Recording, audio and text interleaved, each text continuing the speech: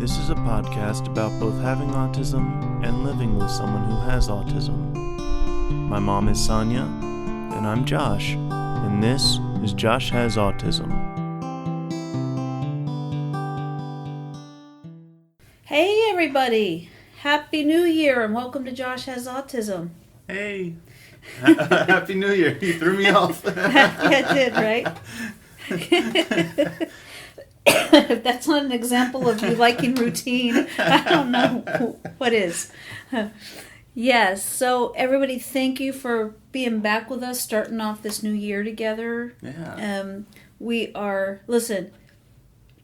Sometimes people celebrate New Year's, right? They're Yeah. like, oh yeah. Well, 2022 just was the worst. We lost Nana. We lost our dog Einstein. We lost your step-grandmother. And we lost your grandpa. Grandpa, yeah. Yep. So you got to be step-great-grandmother. So it's Pappy's mom. Okay. And then we lost your dad's dad. Okay. So, a lot of loss, a lot of just struggles last year. Yeah. It was just kind of a difficult year. So, fingers and eyes crossed that, this year is going to be different. And, I'm hopeful. I'm really hopeful. Well, hopefully the eyes aren't crossed, so we can actually see more in the future or whatever. Well, I have an idea of something that I want to talk to you about right off the bat. Okay. And it has to do with New Year's. Do you know that people make New Year's resolutions? Yes. In school, they would actually have us do that. Oh, really? Yeah. What was, as an assignment? Yeah. It wasn't really graded or anything. It was around this time of year, even in later elementary school, middle school, and stuff like that. They'd as a little project. Hey, what do you want to do better this year? What do you want for the future to be okay this year? Mm-hmm. Stuff like that. To be different, to How do you want progress? Yeah. Right. Yeah. That's what it is basically.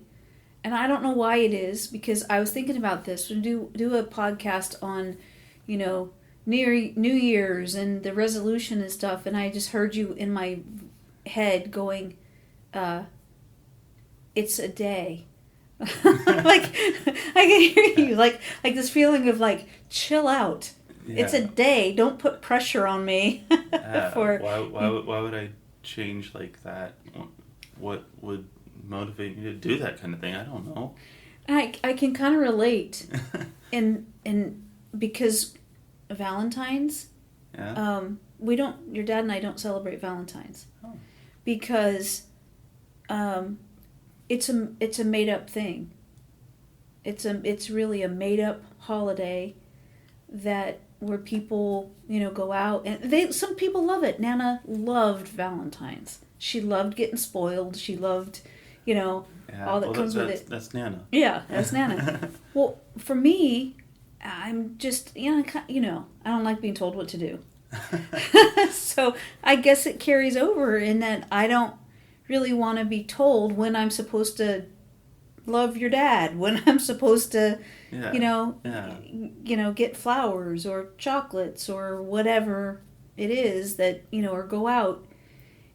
We do that kind of stuff anyway, so it doesn't matter to us that, we better be doing, we've been married 35 years now. We're doing something right, and it doesn't involve Valentine's Day.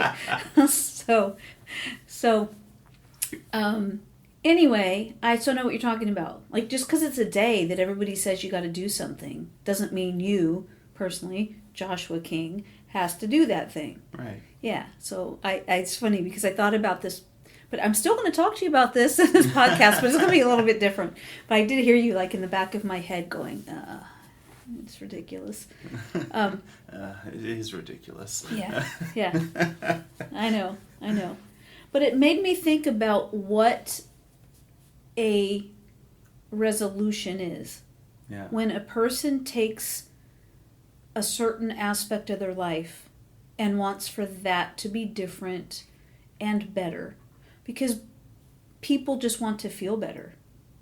Not last year was so awful, this year's, but I mean, people just want to be happy. They want to Yeah. feel better about their situations, about their lives, Yeah. and that's super important. Yeah. One of the things that I thought about is that it's always got a resolution, kind of goes hand in hand with the motivation. Okay. So if you don't have the motivation, it doesn't matter if you make a resolution, and which, by the way, the majority of resolutions that are made, drunkenly on New Year's Eve, they might last a few weeks at best. Some people joke, they go, well, I did great until lunchtime, New Year's Day, right? Yeah. So, yeah. But if there's not a true motivation, then a person's not going to follow through no matter what that change that they're hoping for. And it made me think about you in that after all these years of knowing you the way that I do, I still often don't know what exactly will motivate you in a situation. What I have figured out is that it is not and does not include outside influencers. I'll just say an outside motivator that sounds good, looks good on paper, doesn't work for you. Do you know what I'm talking about? Go clean your room. Go clean your room? Yeah. Maybe. No, I mean, that was a joking example. It's true, but it was a joking example. Mm-hmm. I can see that as being one type of external. You called it motivators? Mm-hmm. Yeah. I mean, there's all different kinds. Well, sure. And so what I'm curious about is what works for you. And I can give you like a vague, nondescript example, even though it's not how you like things. Oh, look, I have an idea already. Okay, then. good. You go. But first, you need to repeat that first part of your sentence. Oh, shoot. There's this thing I thought about this morning. There's this medication out. It's just an over-the-counter thing you can buy. It's called Prevagen. And Prevagen helps with your memory. And so since I have had a concussion and I have had meningitis and then I had COVID, which, affected my brain in a foggy way also, I take the Prevagen. And your dad's supposed to take Prevagen, but he always forgets, which is funny because it's for your memory. But I'm out of it.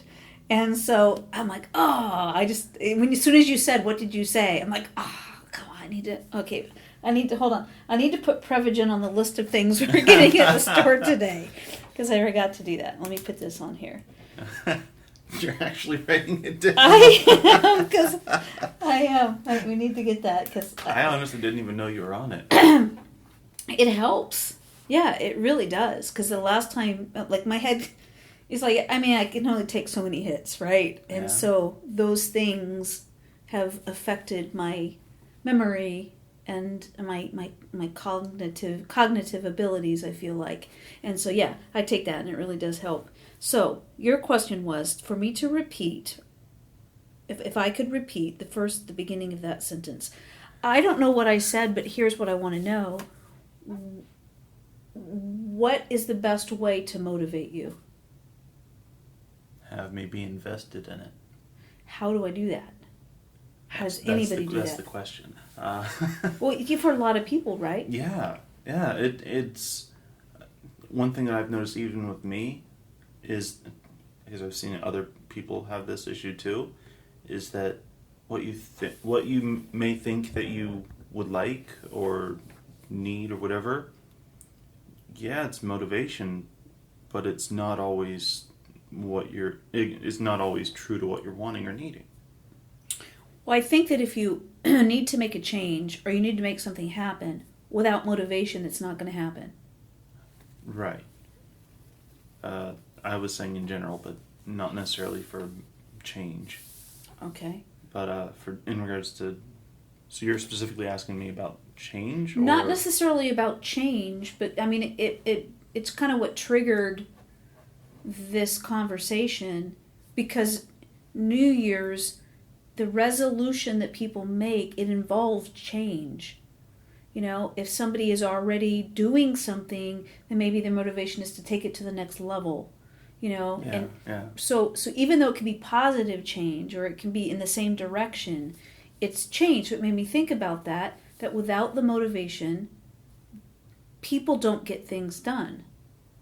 And there have often been times when I think that there's something that you would really benefit from, that you would more than likely enjoy it, and I bring it to you. I'll give you an example. Okay. You love singing. Mm-hmm. You have a beautiful singing voice. You used to sing in an a cappella group, and it was amazing. It was terrific. And my suggestion to you was, hey, you know what? There are barbershop quartets where one time I was doing a gig someplace. It was away from home. It was for a weekend. I can't remember, but I think it was in Tennessee.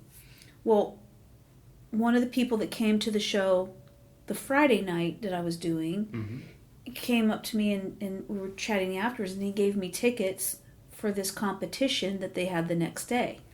So I went to a barbershop quartet competition. Wow. It was phenomenal. I mean, they were so good and it was so much fun, and the variety was just across the board. Wow. From the colors that they wore to the music that they sang. Yeah, to the music that they sang, to the way that they sounded. Yes. It was so different and unique and so much fun. And the thing that stood out to me is that they were having a blast. Yes. And so I came to you and said, Josh, there's this, what about being a part of a barbershop quartet? You would just excel at that. It would just, sounds like it would be so much fun. Nothing. Like crickets? So what I'm saying is I sometimes will come to you with what I think is an epiphany. Yeah. Oh my gosh. This discovery. Yeah. That this would be amazing. Josh would love it. Yes. Yeah. And I come to you with this. Just like talking to you about it now. Your face is lit up. You're smiling. Your eyes are sparkling. And then, wait, really? Yeah. But then it's like, no. So that's one of those things where I don't quite know what's a motivator, right, to you, and how to, I don't know, maybe provide and support when it comes to motivation. Mm-hmm. So. Yeah. Were we living here at the time, or was it? No, we weren't living here at the time. Okay. Because we've only been here for a couple years, a few years in Virginia. Mm-hmm. But no, it was before here. But nonetheless, I have revisited that conversation with you since we've lived here. Yes. And so I have done research onto this. You have? I have. And ironically enough, it was this last Thursday? Really? The 27th, I think, that I found out, not online or anything like that, but by word of mouth, that there actually is a barbershop quartet here in the area. Wow. Yeah. Is it It is through another group that sends musicians and singers and all kinds of different groups like that out into the community to do different shows and stuff. Yeah. Yeah. Now, the reason I'm so excited about that, because the reason that it made sense to me when I first told you about it and now is that, first of all, you really like singing. Yeah. You get a great deal of enjoyment. You feel good about yourself. It's fun. Yeah. A second thing, you have a beautiful voice. I mean, so much so that when you sing, people stop and look. And when you sing, like at a karaoke or what have you, people are always shocked. Like they think that that's a record. They think that's, it's like they look and they're blown away. Especially people that know you and then you sing. They're like, holy moly, Josh. Yeah. It was a perfect example of that was this last year at the library meeting thing. Yes. Where after all of the stuff was going on, there was just a not party, not really. It was just games, and there was a DJ who thought it was just music, but had karaoke there with it just in case anyone wanted to. Mm-hmm. And it was in this spacious library, and nobody realized, or not very many people realized at all, that I was actually singing the song, and it wasn't just music. Mm-hmm. Like from the CD or something. Right. So. Yeah, so you're that good.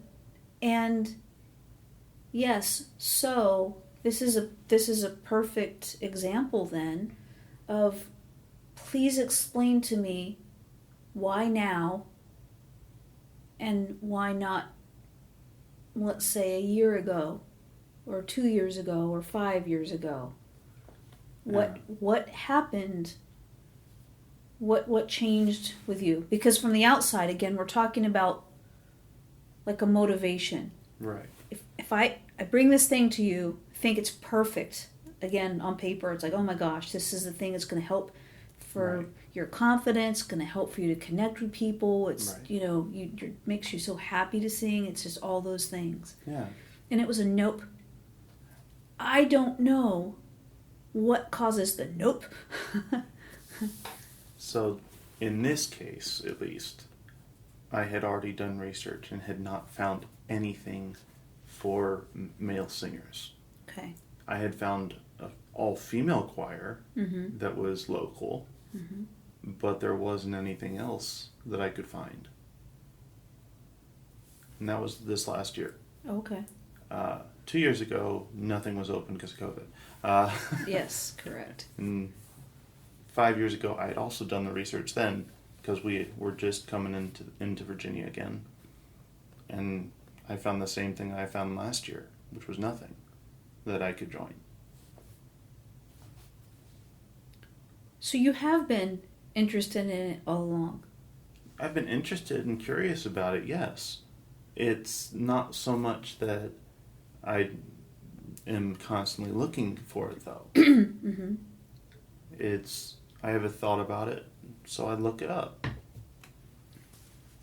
But with you, a lot of times life is that if it's not in the forefront of your mind, or if something doesn't trigger your thoughts on the particular subject, you don't really think about it.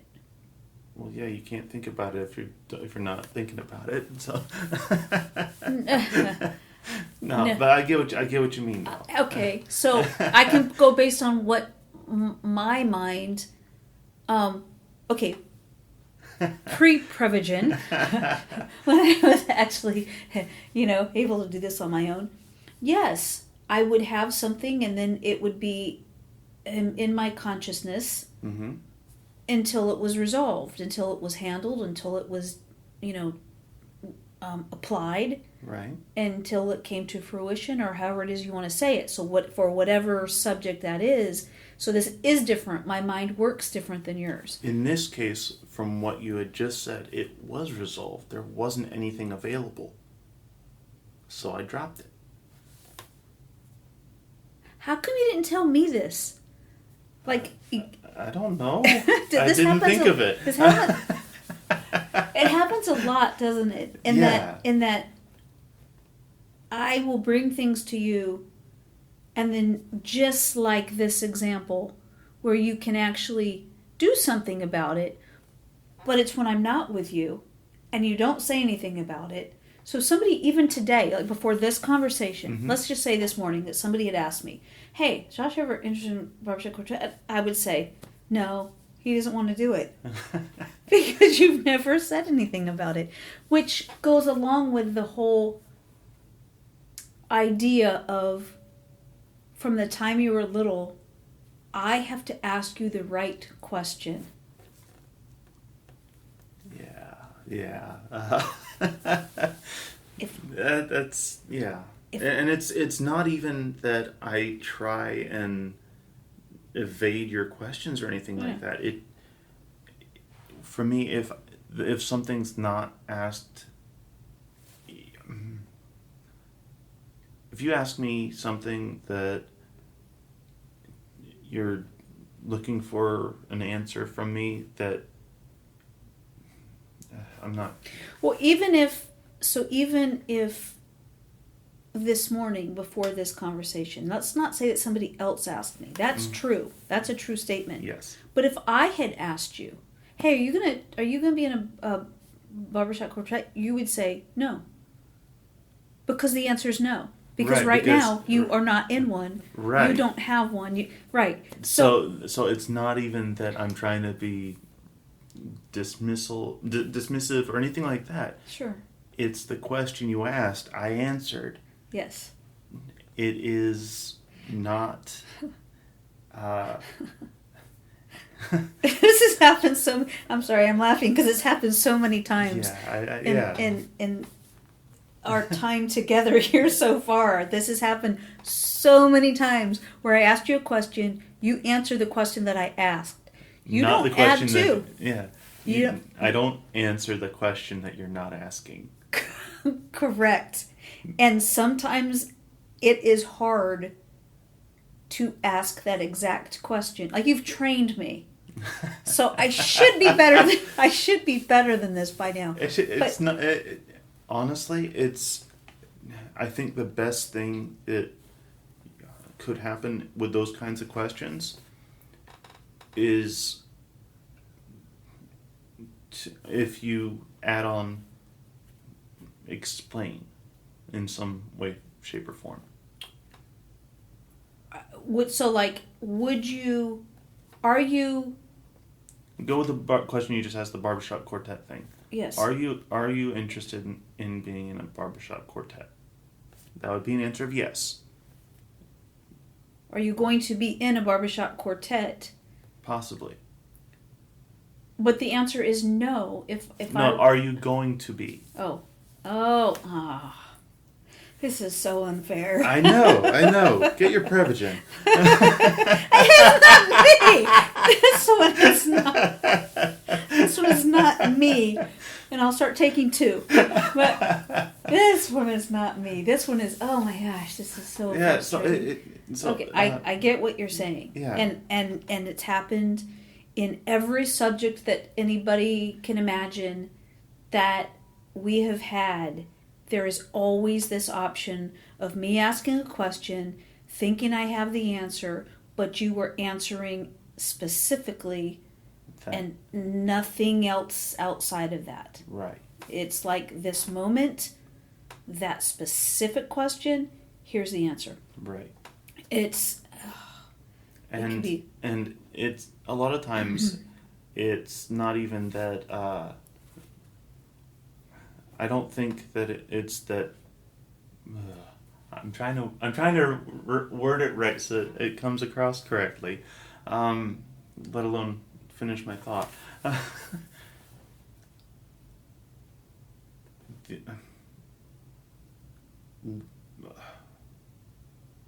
Whenever questions like that are brought up, I think that a lot of the times it's like you asking about the barbershop quartet 5 years ago, or something I could join to sing. Right. I looked it up, didn't find anything, so the answer is no. Right.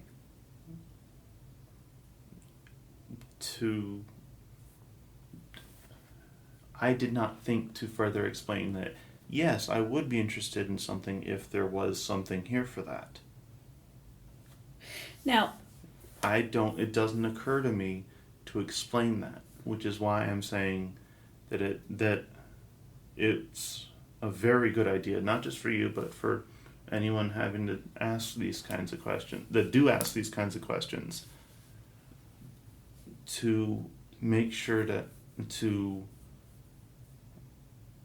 ask who you're asking if they could explain it a little bit more, if they could. because the context makes a difference. Yes. So It's not just the wording. It's because it's like seeing something written on a piece of paper with a certain letterhead. Hey, this must be from them. Send it to down to where it usually goes. When it could have just been a note written by someone on that kind of stationery. okay. It's only one facet of it is being seen. What gets complicated and is that I don't always know To ask. what to ask. Sometimes what to ask, but other times just even to ask, because I think I already did ask a lot of times. Right. You know, so I'm a little bit lost on that. So I'm going to give you a chance to finish that up, and then we're getting back to motivation. Okay. So if a lot of times me answering something may seem like I'm shutting down that line of thought. Mm-hmm. Sometimes I am, because that's the end of it to me. Yeah. But sometimes, about 50-50, I guess, is that it's there's more to it, but I don't think of it. I don't think it's important because I answered the question you're asking, not what you're trying to find out. Right. And I don't know that you're trying to find out more because I don't think of that. Right. Right. So it's important to ask to clarify. Mm-hmm. Or to do a follow-up. Maybe a couple different types of questions. Right. And also make sure that I'm focused on those questions. Yeah, I think that this is really good because it's important for people to know that you don't. In conversations, there's so many nuances. Yeah. And for you, it's matter of fact. Yeah. This is what it is. That's what that is. Yeah. And, you know, they don't always... It's kind of like you're in a lane and you stay there. Right? Your train of thought. Yeah. And watch out for the deer. Right. But if I'm, you know, yeah, I get what you're saying because it is so important to do the follow-up questions to make sure, you know. There have been times where I have asked you, is there anything else about that? Have you done anything else? Have you, you know, that might help you to give me the answer. But even then, it's situational. It is situational, and that is like an open-ended question. Yes, which is very difficult. Right. If it's I keep going back to that question of, what was it? Are you going to be in a barbershop quartet? Yeah. I'm thinking, hey, are you going to do this? Yeah. You said no. I'm like, why doesn't he want to be in it? Yeah. Well, we were talking two different languages again, which Yeah. does seem to happen a lot.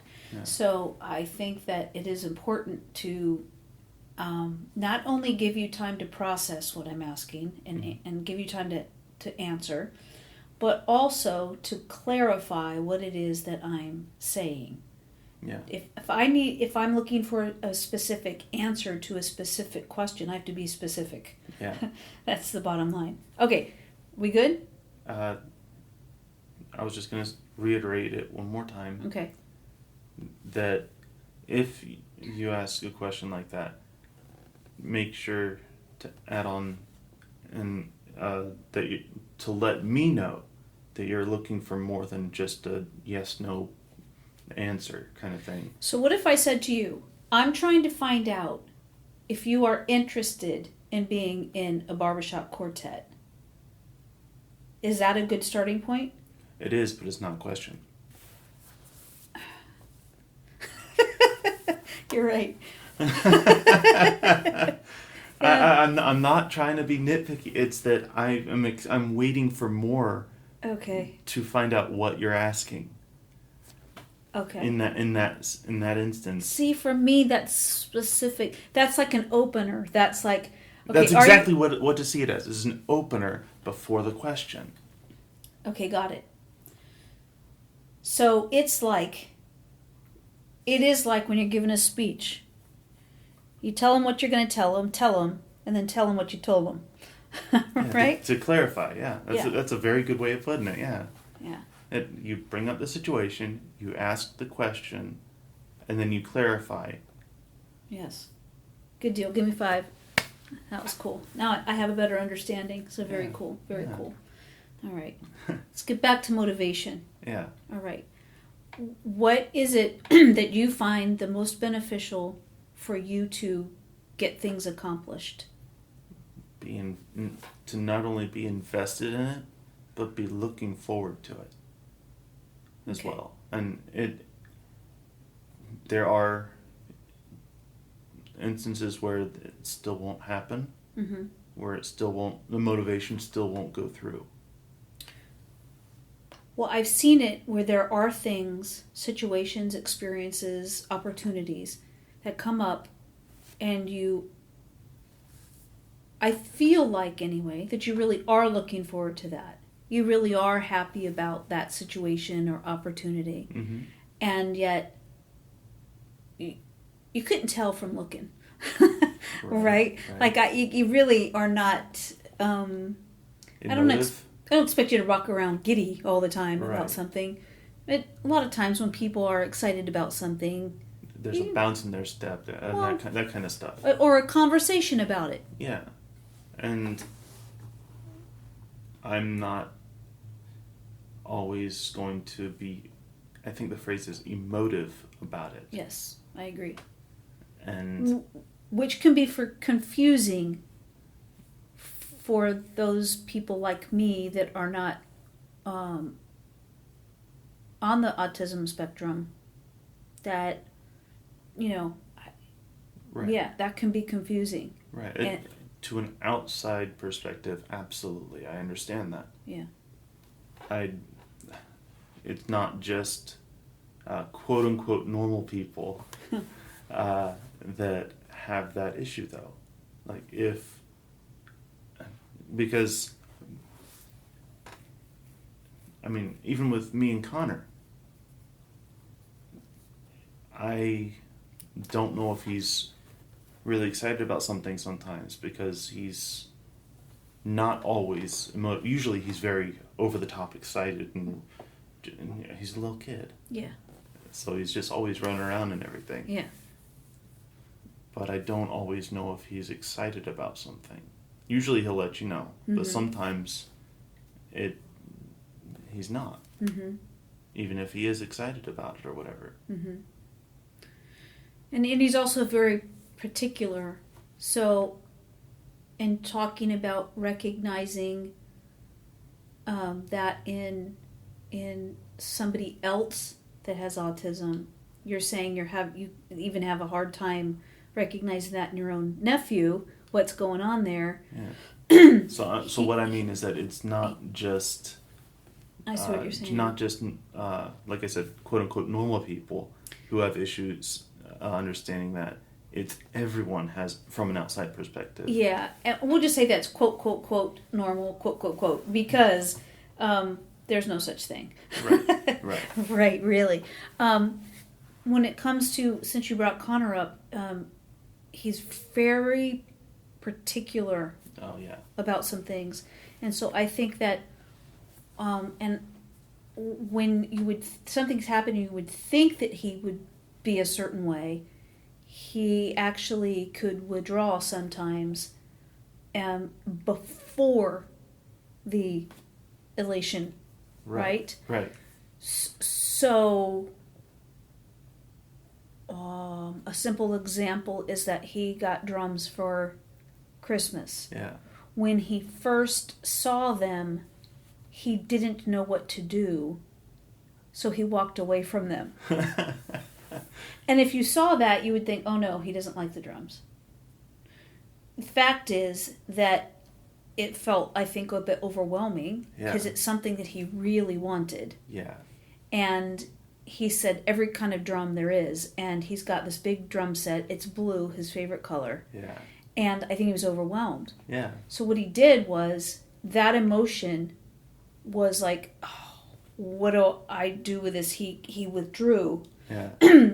It processed, and when he was ready, it was nonstop playing those drums, and just so happy. Yeah. So happy. A comparison just came to mind, actually. Okay. I don't know if you'd get it, but because it's computer stuff. Okay. Whenever you send a file, usually you compress it into a smaller format. And so you're compressing it, you're sending it to someone else. They have to uncompress it before they can actually open it. Oh. Oh, yeah, that's a perfect analogy. Yeah, that's right. Yeah. I think that applies to you in all kinds of situations. And just like you described what we saw visually, what I saw visually with Connor perfectly. Yeah. Yeah. Yeah. I am not a robot. If it's not something that you really want to do, let's just say it's not something that's fun, because there's a lot of things in life that you probably don't look forward to. A couple examples would be to do your laundry. That's, to brush your teeth. They're not fun? No, they're not something you would look forward to. Because like a motivation, you're saying, is something that you can be excited about, something that would, I wouldn't even consider either of those something that I don't look forward to or that I do. It's not really something that I'm actively thinking about. So I'm talking specifically about motivation. So if my examples don't fit, so the reason I used those two is because there's certainly no, I believe that you just said that, the motivation comes like when you're really looking forward to something or when you're excited about something. My question is, how is there a way for you to be motivated about something if you're motivated by those situational circumstances that make you happy, something you're looking forward to? Right. If that's not in the equation, is there any way to help you for you to help you or for us to help you to be motivated to get something done? So, one thing that I think actually helps. Sorry, something got stuck in my throat just now. One thing that just occurred to me, really, that kind of puts everything together a bit, is a schedule. You gave me a look, I know. Just hear me out. Mm-hmm. So, having something, for me, like working at the library, it puts me on a particular schedule, on particular days at particular times. And what that does is it pulls along the other things that need to get done to have that happen, such as laundry, such as getting ready in the morning beforehand, such as making sure I have gas in the car. Things like that are pulled along because of that. And it's having those things scheduled to happen especially not having more than 2 or 3 days where nothing happens, where nothing's really planned, really helps pull the rest of, not all the rest of, but a lot of the things that should happen that I don't think about usually are pulled along so that they do happen. Well, how? And it also makes it more comfortable for me to be whenever I have that peace of mind of doing things. Well, how is it that the other things can be tied to that schedule if they don't directly connect to that schedule? So, in other words, how can you be motivated to do something if it's not connected with your work schedule? Or are you saying that... I was using that as a partial example. Okay. So a schedule that has a bit of leeway, but not a whole lot. Okay. So, yeah, and you say, I gave you a look, and there's a good reason I gave you a look. Yeah. I have been trying to get you to use a schedule, a calendar, a list, reminders, alarms, forever. Mm-hmm. And I'm still not sure why there's resistance to that. But it's very definite resistance. Very definite. Because you don't do it. you won't do it. You're like, I bring it up. It's not even that you don't do it. It's that you tell me no. No about keeping a schedule. I say, what day of the week? Okay, look, there's too many of us here now. What day works for you to do laundry? And it can't work like that. That, for example, can't work like that. Because having a particular day like that would normally be okay, but I have different amounts of clothes, I have different days I work, and it all doesn't mesh like that. But here's where we I'm realizing that as I'm telling you this. So it's not that I haven't told you before. It's that it hasn't come together in my head to explain it like that before. Okay, explain it to me then so that I fully understand, because I don't. All right.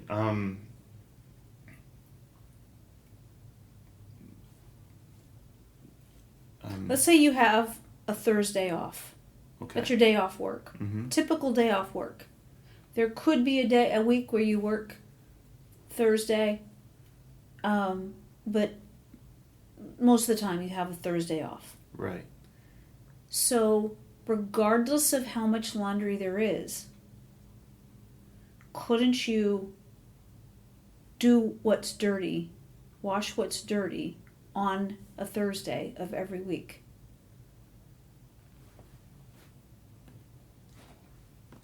Yes, I could try. It's that there's a lot of other situational things that also get tossed into that can change that, and that's what is frustrating, not just you, but to me too. What changes? What's different? What would be different? It's everyday situational things that change what comes up unexpectedly. Do I have to leave the house for anything? But if that was on the schedule... Is the dishwasher running? It's not a...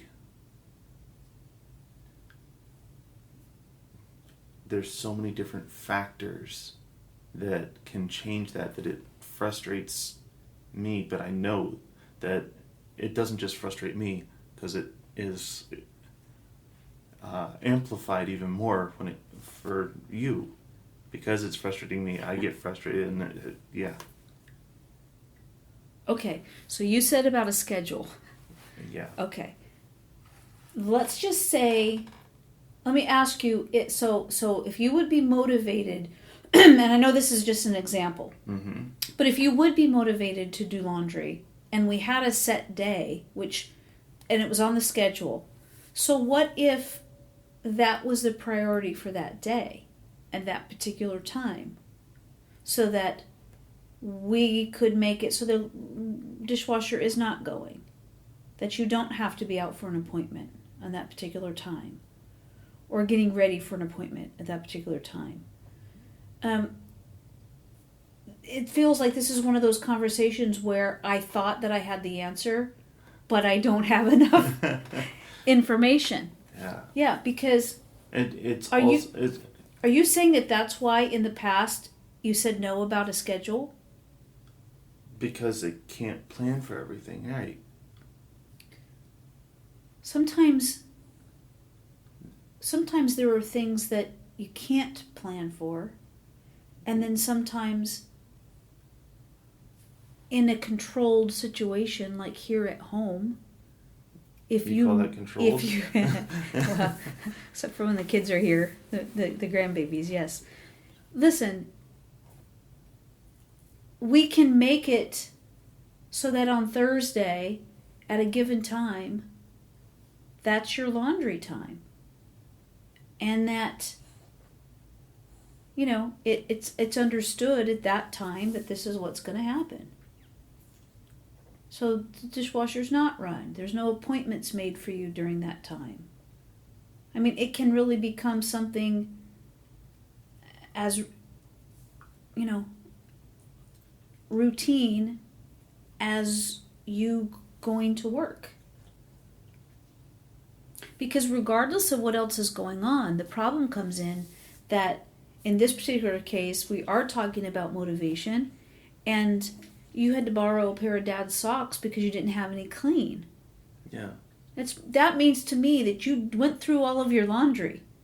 So it is important for you to do laundry, let's just say Thursday. On Thursdays, wash what you have that's dirty so that you're always ahead of the game like that. Yeah. So you're frustrated right now, and you look like you're feeling a bit overwhelmed, and I think, in what I'm saying, I'm trying to solve a problem. Right, and I am not currently able to come up with what I'm trying to say to Okay. explain what happens. I So that's why I'm feeling stressed and overwhelmed. Okay. So that I understand, my version of a solution doesn't work for you, right? Or is that just a piece of it? It's too much? Yeah. Okay. I'm All right. I'm not. I'm trying to give you an answer, but because I can't Okay. give. Yeah. Yeah, that's fine. So let's just go away from that particular scenario then, because that's not getting us anywhere. Motivation. Yes. Outside influences don't do it for you. And Typically correct. is there something that kind of on a consistent basis, and you said two, so like something you're looking forward to, something you're excited about, is there any way to, like, if we could just bottle that, right? Because I've seen when you're looking forward to something, we've also talked about this, how it's like your brain gets an influx, and then you're really excited about something, you feel good, you're able to focus. Yeah, it's okay. So, I love to do D&D. Correct. And that also wipes me out. You've seen that. Mm-hmm. Yep. What just occurred to me is that it's not just that I need the break it's that I need to do things like D&D aside from work, because whenever you're trying to think of something and you've been thinking about it, and it's not coming up with a solution, what do?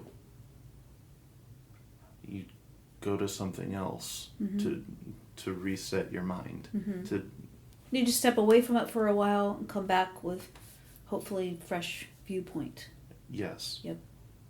It's the same kind of thing for me with that kind of stuff. If I'm constantly working and I'm not going to D&D or anything like that, my mind isn't getting refreshed. It's not going to be okay. So having these other things to have my mind think about is in a different setting and everything like that. Maybe not saying, but like mentally, I guess.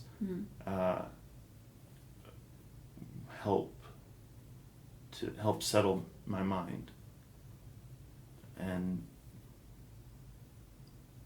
that is a really important point I need to make. That constantly focusing on one direction of thought cannot happen. Having that option, that ability to shift gears into a completely different kind of thought process, and having the time to switch over to that too, I cannot state enough how important that is. So what you're saying is that you need downtime after work because you've been focusing on one thing for such a long period of time, and then you just need that to be recharged. You need not just for downtime, but also because D&D is not downtime. I get that. Even though it's, and I think that's important to make clear, because you can really enjoy something and it can still be draining. Oh my gosh, yes. And so whenever because this is the way I look at it, is that you go into D&D, and while it's really fun for you and it's something you enjoy so much and it fills you up and it really adds to your life in a very positive way. Yeah. We also got all of the sensory issues that are going on at the same time. It's all the sounds, all the movements, all the smells, because let's face it, you're around a whole bunch of guys. So some women too. Okay, cool. Yeah. And you are there, but you're communicating, you're thinking, you're interacting. Yes. And it's like the perfect opportunity for you to be in this environment where you are so interactive, and I really think that it's good for you. Yeah. Also, when you're done, you're done. Yeah. Like you have nothing else left to give. Right. Like you're not going to come home from D&D and have a big conversation with us. Heck no. No. Yeah. So I was joking a little bit too about all the smells there, but there's another part of it. It is that people bring different foods in. Yeah. And people eat in the place sometimes where you go. They have like a little microwave kind of thing there. Yeah. But people are bringing all kind of foods in, so there's all kinds of sensory overload. Yeah. There's the lights. There's the movement. Yes. So it's not just the senses that are going on. It's also the mental stuff of what is going on in the game. Trying to focus on that and not pay attention to anything else going around outside of the group. It's all kinds of stuff like that. Which is one of the things that just I'm blown away by, and that is that these are all the things that you work very hard to stay away from on a regular basis outside of D&D, yet that's one of your favorite things to do. Yeah. It's just... I'm trying to put it into words. Doing that kind of stuff with D&D and with different groups of people like that. It's not just that. It's not just the game, I think. It is contributing to a story, Mm-hmm. which really is what D&D and all those games like that do, because it's not just one game and you're done. It is one part of the story at that game that continues the next day. So it's like a book. Yes, very much so. Yeah. And so it's a book that's unknown to pretty much everyone. Right. You guys are writing it as you go. Yes. Yeah, nice. Yeah, and there may be some points that the guy who's directing the things going on may want to try and get to. Players don't always follow that. Right. So it has to adapt to that. But Right. It's truly unique every time you play.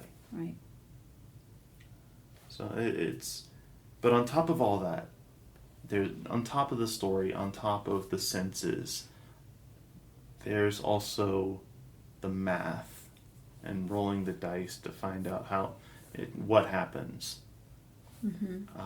And trying to play out what your character would say or do. And again, it just sounds like it's so, like in another situation, let's just say we take you from that situation, from D&D, and put you in a different situation where there was that much going on. Yeah. It wouldn't work. Right. Right, it wouldn't. Because D&D is more of a controlled situation. It is. Right, it right. is. Right. There's rules. Yes, there are. There's rules. Yeah. And that's something that makes your life better. Yes. It in general, yes. Yeah, right.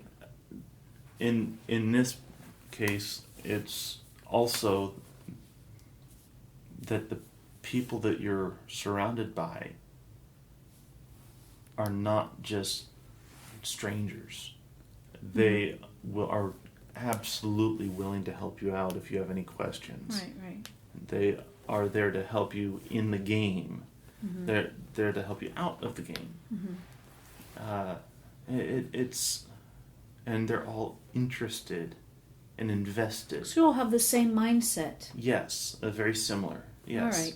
And that must feel very good as well, because a lot of times in conversations, it feels like with you there can be misinterpretations. I'm not saying from you. No, just in general. Just in general, misinterpretations, misunderstanding, misspoken intentions. It's, you deal with that all the time. Should I deal with that? Like I said, been married 35 years. There's a lot of misunderstandings. Yeah. So yes, that's just part of life, right? It's part of relationships, is my point. Yeah. But for you, it's pretty consistent.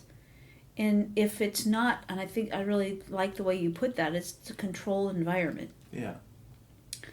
And I think that's why you do so well at your job, is because a lot of rules, and it's a kind of a set routine. It's not even that it's a set routine. It's that there's